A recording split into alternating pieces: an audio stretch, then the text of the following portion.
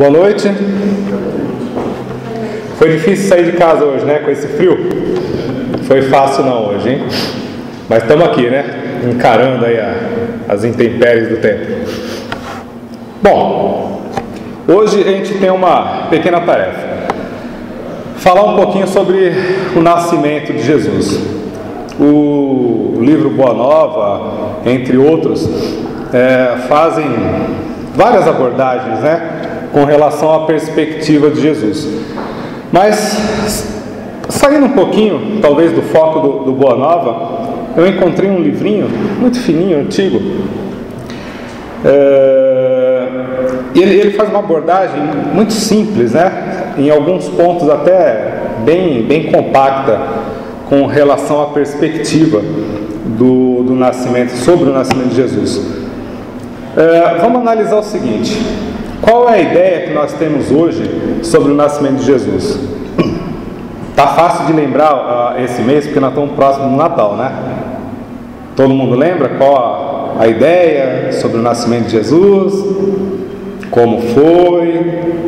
O que ocorreu? Apesar de estar todo mundo bem animadinho, né? Deixa eu falar uma coisa. Agora no Natal nós lembramos disso. Lembramos, né? É Natal, né? Natal. Mas só que nós lembramos muito da questão dos presentes, né? O peru, né? Peru do final do ano, entre outras coisas. Os amigos secretos, né? Os amigos secretos, bacana. Confraternização. Em alguns momentos, assim, claro, nós lembramos que, teoricamente, o 25 de dezembro foi atribuído ao nascimento de Jesus, mas não é uma data específica também, né? Foi uma data atribuída séculos depois, até para demarcar um território dentro do cristianismo, e até um meio também de substituir as festas pagãs, né, da época. Ou seja, se combate um mito criando outro mito, de alguma forma, para satisfazer a vontade ou o direcionamento nosso em cada momento. Então é tudo uma questão de crença pessoal.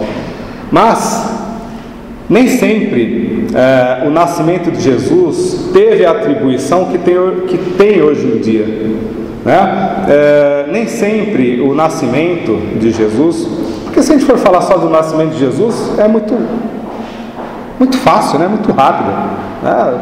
Toda aquela questão da concepção de Maria milagrosa,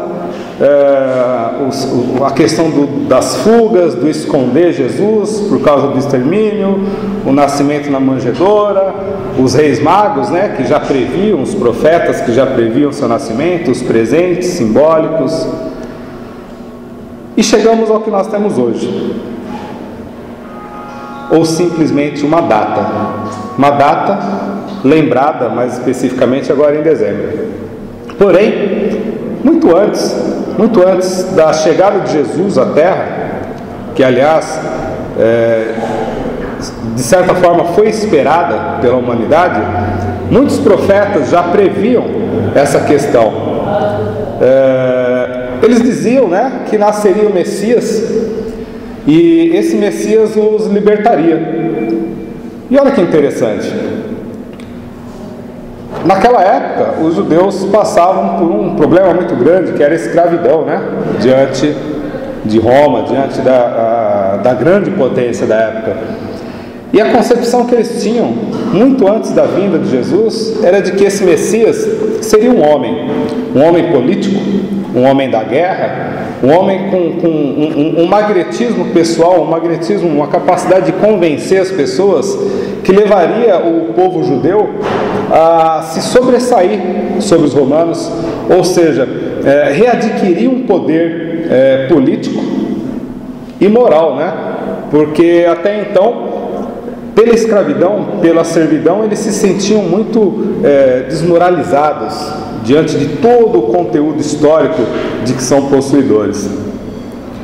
Enfim, quando Jesus nasceu, né, que houve toda aquela notícia, corre rápido, né? Não pensa que fofoca é coisa nova não, hein?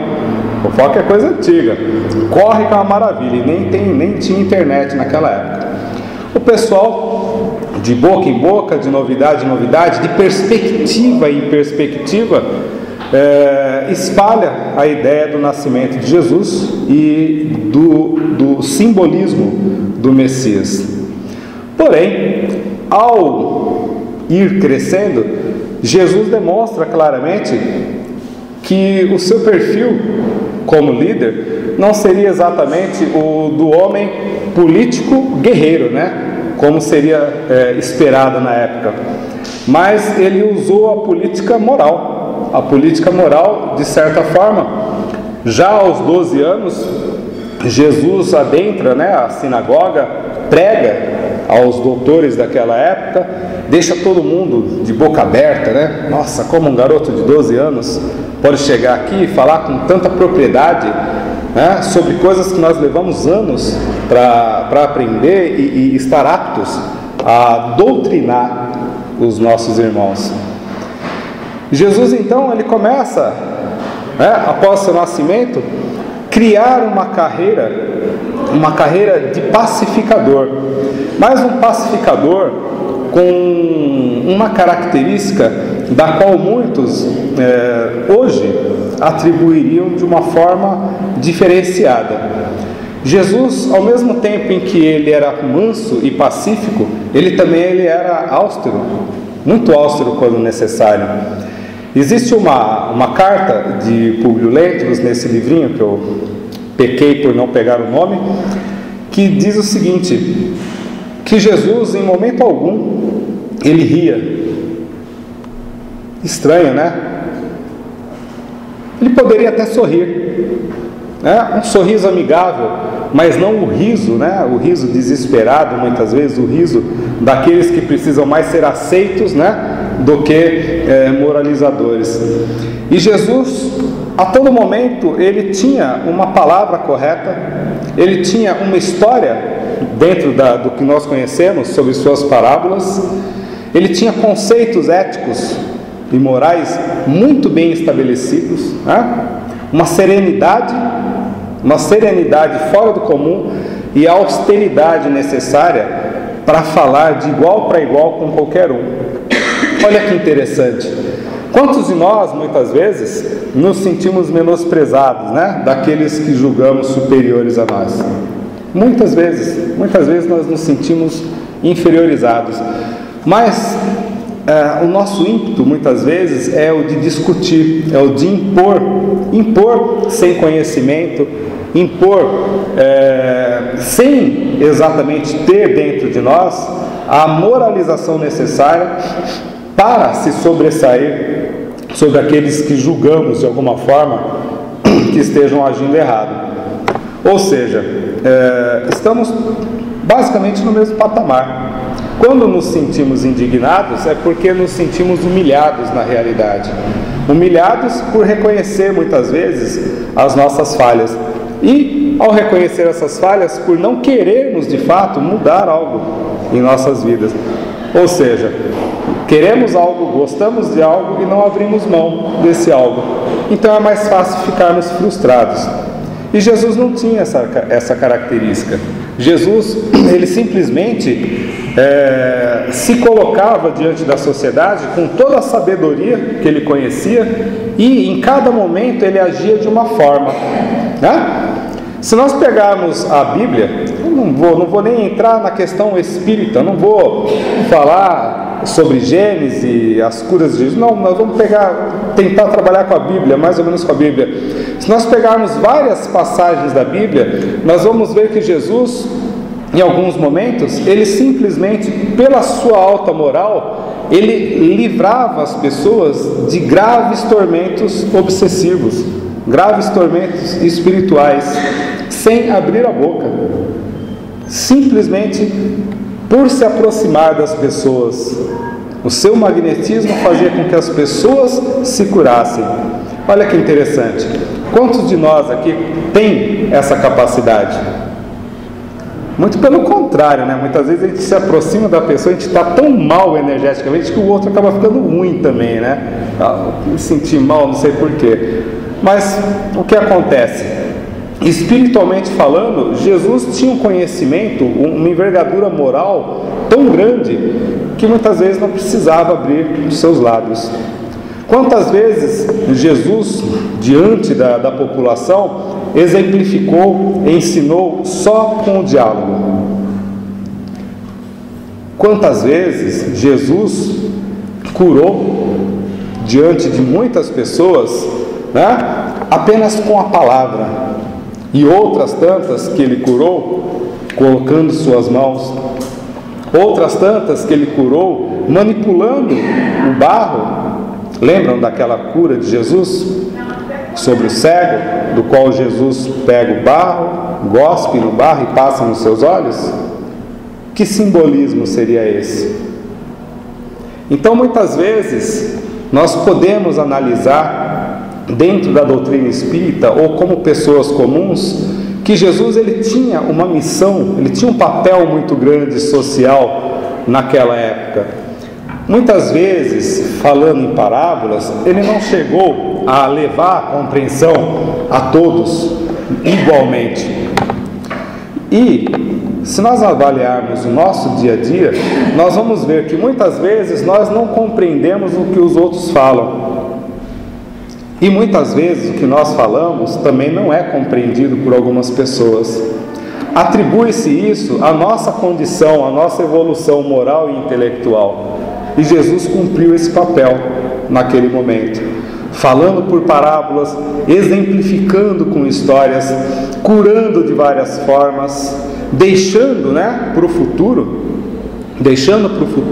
informações simples, informações muito simples, mas que todos nós, sem exceção, deixamos passar em branco.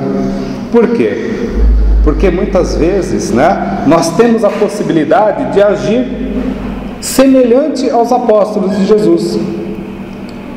Ou não temos? Não? É que todo mundo ficou meio mais silêncio do que estava antes, Temos ou não temos condições de agir como apóstolos do Cristo? Temos todas, mas queremos? Eis aí a grande questão: queremos de verdade? A mensagem de Jesus diz que em alguns momentos nós podemos ser bons ouvintes, nós podemos deparar com situações no nosso dia a dia que exigem a nossa caridade, de alguma forma moral, apenas de ouvir. Muitas vezes somos mais sábios calados do que dando palpites. As pessoas desabafam, ouvimos bem, absorvemos essas energias também que estão a norteando, e essa pessoa sai bem. Quando muitas vezes não, viramos as costas apressados, não, agora não tenho tempo, não, vou embora, vou cumprir um trabalho, ou não vou cumprir nada, simplesmente a gente desconversa, vai embora, e a pessoa continua na mesma situação, com os mesmos problemas, e pior, mais frustrado ainda, porque muitas vezes reconhece, naquele que aparenta ser cristão, ou pelo menos se denomina dessa forma, porque muitas vezes o espírito católico, o evangélico, ele é visto como cristão, e as pessoas muitas vezes nos procuram com esse intuito de conversar, de ouvir uma palavra amiga, não de falar sobre misticismo, não simplesmente para falar de milagres ou coisas que estão à nossa volta. A igreja não nos ensina a questão da simplicidade, da humildade, da caridade, da mudança. Está tudo lá na Bíblia, Modificação moral, conduta. Se nós pegarmos as cartas de Paulo de Tarso, todas elas têm relação à conduta moral, e elas são pautadas em quem? Em Jesus, sobre as perspectivas que as mensagens de Jesus nos traziam. Então nós temos hoje, para a nossa felicidade, maiores condições de adentrar nesse mundo, nesse mundo do qual fugimos inconscientemente. Nós temos condições, facilidades de adentrar o nosso mundo interior, Como? Ouvindo as pessoas à nossa volta? Não, apenas absorvendo as mensagens do Cristo. É fácil? De forma alguma. Se fosse fácil, nós não estaríamos todos aqui, dependentes de uma casa espírita, dependentes de uma igreja, dependente do que quer que seja. Por quê?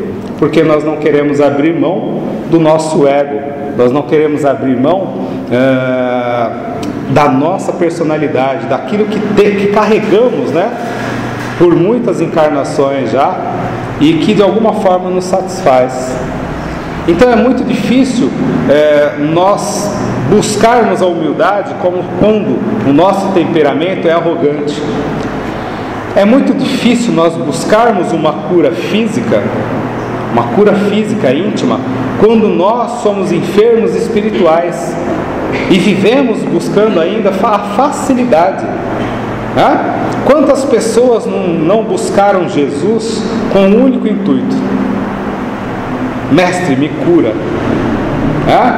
E Jesus, avaliando a sua condição, o libertava.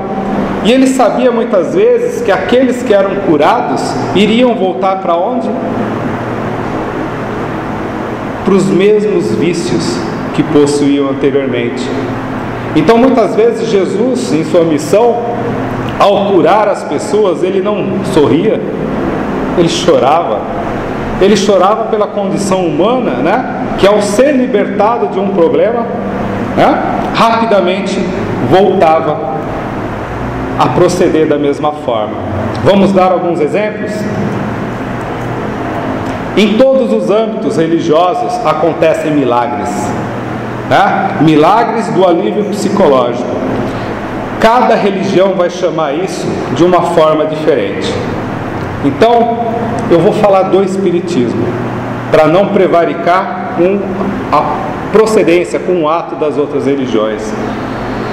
Quantas vezes nós adentramos aqui, passamos por entrevista?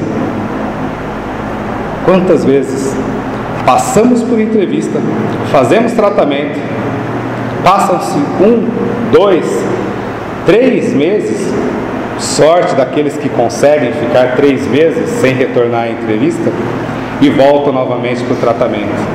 Por quê? Por que ocorre isso? Alguém se arrisca? Difícil, né? Responder. Porque a resposta, ela está dentro de nós. Porque nós não queremos abrir mão de algo. Questão 895 do Livro dos Espíritos. Se nós lermos essa questão com muita atenção, lermos, lermos e relermos, nós vamos ter motivo de sobra para se envergonhar de quem nós somos em verdade. Por quê? Mediunicamente falando, atuando dentro da casa espírita, nesse momento, e eu vou falar, muita pessoa vai gostar do que eu vou falar agora, nesse momento a espiritualidade está agindo. Não seria nem necessário entrar na sala de passe, tá? A sala de passe seria um placebo. Hoje não, né? Hoje seria legal, porque está calor, a água não faz mal para ninguém, tá? Mas quantos de nós, aqui presentes nesse momento, estamos recebendo de fato o benefício que a espiritualidade está nos ofertando? Quantos de nós?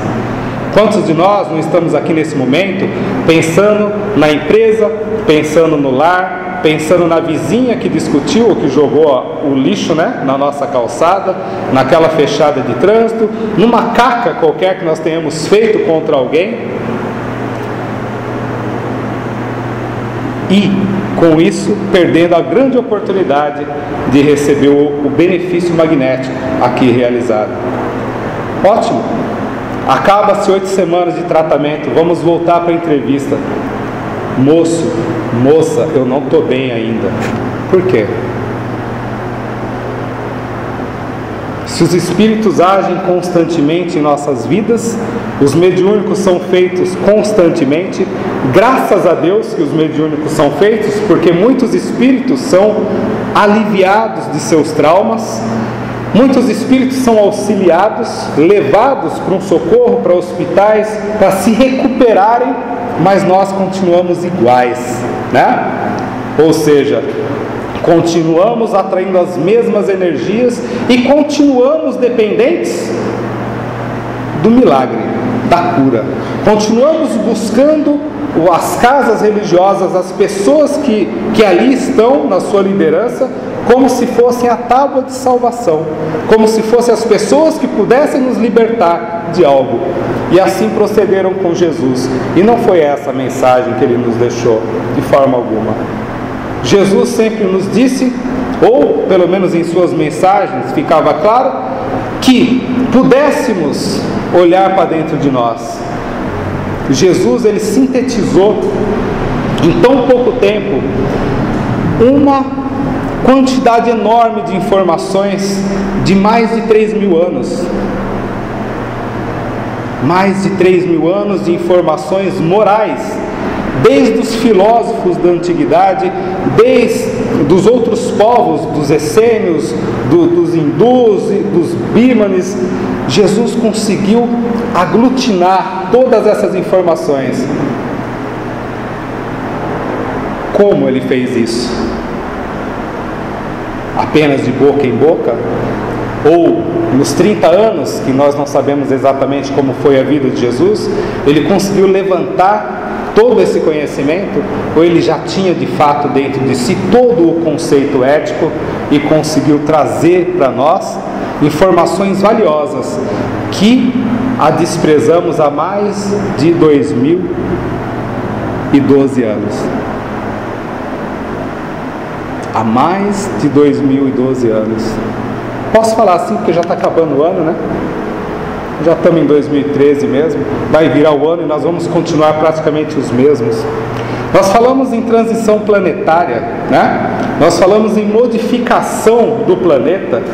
E eu pergunto de fato, o que nós estamos fazendo de verdade, além de frequentar a casa espírita, a igreja católica, a igreja evangélica, os templos diversos? O que nós estamos fazendo de verdade para que haja essa transformação planetária? Estamos assimilando o que recebemos aqui dentro e modificando a nossa procedência, o nosso comportamento dentro de casa? Ou continuamos ainda, muitas vezes, depois de 8, 10, 12, 20 anos dentro de uma casa espírita, com os mesmos comportamentos agressivos, aprisionadores, né? Rebeldes diante de todas as situações? Continuamos reincidindo nas mesmas coisas? Continuamos perdendo emprego? Continuamos separando, né? Os casais continuam se separando, né? Há uma verdadeira liberação social para isso, né? Os jovens continuam bebendo cada vez mais, fumando cada vez mais, se prostituindo cada vez mais. E o que nós estamos fazendo para que isso não ocorra? Porque nós não somos mais tão jovenzinhos assim. Passamos muitas vezes ilesos, mas o que nós estamos fazendo para que isso não continue acontecendo, né? E o mal continua crescendo pela nossa inação, pela nossa inércia.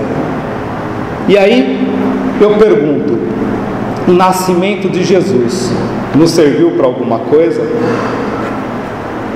Os conceitos elaborados, né, pelos apóstolos de Jesus nos trouxe benefício? Trouxe evolução para a sociedade? Nós conseguimos compreender de fato que nós podemos ser, sim, seguidores e apóstolos do Cristo? Temos essa capacidade? E se não temos, por quê? Por que nós não temos essa capacidade? A reencarnação tão bem explicada, elaborada na doutrina espírita, ela nos traz que o espírito, ele reencarna para se aprimorar, E na doutrina espírita nós ensinamos que existe o livre-arbítrio. Há uma contradição enorme nisso tudo, né? Nós ensinamos na doutrina espírita que a natureza não dá salto, e eu concordo quando se fala em biologia, né? O mundo levou não sei quantos milhões de anos para ser formado, os seres não sei quantos bilhões de anos para se desenvolverem. Isso não dá salto, né? Nós levamos não sei quanto tempo de gestação, nós levamos não sei quantos anos para poder aprender a falar, a escrever, a andar. Isso não dá salto, porque faz parte do desenvolvimento. Nós levamos não sei quantos séculos para desenvolver a nossa área tecnológica. Outra contradição, né? Que é muito bonito nós falarmos que a tecnologia ela cresce mais rápido que a moral. É bonito isso, né? Mas por que a tecnologia cresce mais rápido que a moral? Porque é do interesse particular de cada ser humano envolvido nisso, né? Hoje, eu avaliando o Livro dos Espíritos, eu acho que ele se resume na questão 895. É muito interessante, porque se nós olharmos para dentro de nós hoje e perguntarmos com toda sinceridade, qual é o meu interesse hoje diante da vida? O que nós poderíamos descobrir dentro de nós? Nós estaríamos realmente ligados, né, com a tão importante data de 25 de dezembro? Estaríamos de fato empolgados com isso? Ou estaríamos interessadíssimos, né, nas questões sociais que a data nos oferece? Então, ao nos analisar, ao fazer uma autoavaliação, procuremos nos perguntar qual o nosso interesse diante da vida, o que nós desejamos e o que nos impede de mudar, o que nos impede de não errar novamente a mesma coisa, o mesmo ponto. Porque errar, eu até posso me justificar que é humano, né? Mas ele é humano até quando? Até quando errar é humano? Quando nós erramos por experiências novas, quando nós erramos com coisas diferentes, mas quando nós reincidimos nos mesmos erros, mesmo que eles estejam mascarados com máscaras diferentes, alguma coisa está errada, e não é com a humanidade, não é com o governo, não é com nada à nossa volta, além de nós mesmos. Então, qual é o nosso objetivo, né, diante da vida? Eu estou meio amargo hoje, vocês me desculpem, mas é uma grande realidade. Nós temos, a cada final de ano, a oportunidade grata de reflexão. Nessas datas, nós começamos a observar que nós não temos tempo para nada, né? A não ser fazer compras, a não ser nos preparar para o Natal, tá? Isso tudo vai acabar em menos de 2-3 horas. Menos de 2-3 horas. No máximo vai sobrar limpeza para o dia seguinte, né? No máximo sobra limpeza. 1 mês, 2 meses de ansiedade, de preparação, sem reflexão a respeito do que é o 25 de dezembro, sobre quem é Jesus, o que ele representa em nossas vidas. 2-3 horas de festa e acabou. E as dívidas na frente, eu esqueci de falar das dívidas que ficam muitas vezes. Acabou. Mais um ano começa. E o que nós vamos fazer em 2013? Qual foi a mensagem de Jesus? Que tal nós começarmos por nós mesmos? Nos olharmos no espelho com força, com coragem, com muita convicção, né? E não falar assim, eu vou emagrecer esse ano, não. Isso aí é o que menos importa. Mas falar, não, eu vou deixar de ser de ser egoísta, eu vou deixar de ser arrogante, eu vou deixar de ser maledicente, eu vou deixar de ser intrigueiro, né? Criador de conflitos.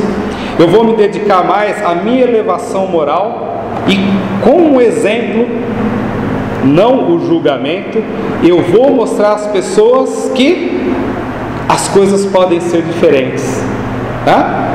Porque é bonito falar de Jesus quando as pessoas se aproximam de nós. É bonito falar em humildade para os outros. É bonito falar em tolerância, em fraternidade, né? Quando nós não fazemos isso. O típico, né? O típico, faça o que eu falo. O típico. Preciso completar o resto da frase? Não, né? Então, que todos tenham um 2013 de muita reflexão. Muita, mas muita reflexão mesmo. Se nós queremos algo diferente, não cobremos o governo, não cobremos nossos pais, nossas esposas, esposos, nossos filhos. Nós possamos pelo menos acerenar o nosso coração, nos observar e nos motivar de fato para que não precisemos ficar o tempo todo em tratamento. Outro dia eu falei o seguinte: eu preferia as casas espíritas vazias. Preferia a casa espírita vazia. Eu preferia as igrejas vazias. Preferia, né? Mas um vazio benéfico a todos. Que cada um que entrasse ali se conscientizasse rapidamente, pelo menos do básico, da tolerância entre si, e pudesse a partir de então andar com as próprias pernas. Então, um bom 2013 a todos. Vamos à nossa prece? Mestre Jesus, envolve-nos nesse momento com o teu amor, com a tua paciência.